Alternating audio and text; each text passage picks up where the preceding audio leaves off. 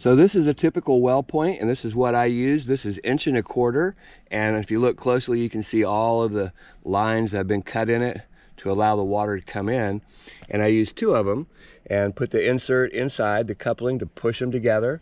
And so we've got, I actually use 4-foot pieces, so we've got about 8 feet of well point that goes down into the ground. That's right over here.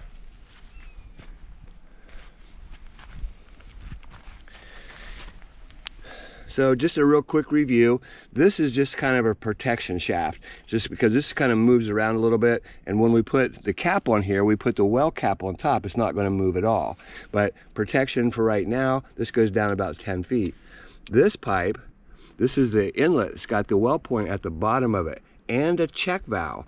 After the well point, you need to put a check valve so that the water does not just run back out of your pump and go back down into the ground. You got to keep that pump primed all the time. So that's the setup there, real simple. Comes over. Got some inspections right here. We're going to turn it on and see what kind of pressure we get out of it. Really excited. Let's see if it works. So here we go. Oh, it kicked right on. Oh, it's pulling water right away. Let's turn this off so we can build up some pressure. Oh, I can hear it building up. Beautiful, beautiful. So we're building up pressure. Let's see how much pressure we can get and hold. Looking good, over 40 pounds, 50 pounds.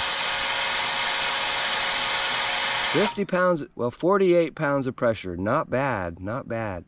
So now we're just going to go ahead and let it run for a while, see what kind of, of flow we get. Oh, wow, yeah. You can see that water. It's shooting out all the way back here. Beautiful, beautiful. We're just going to let it run, see if it clears up. Also, I want to see if we have sulfur water, so let's just smell it. Smells pretty clean. Real clean. Pump just kicked back on. We'll watch that again.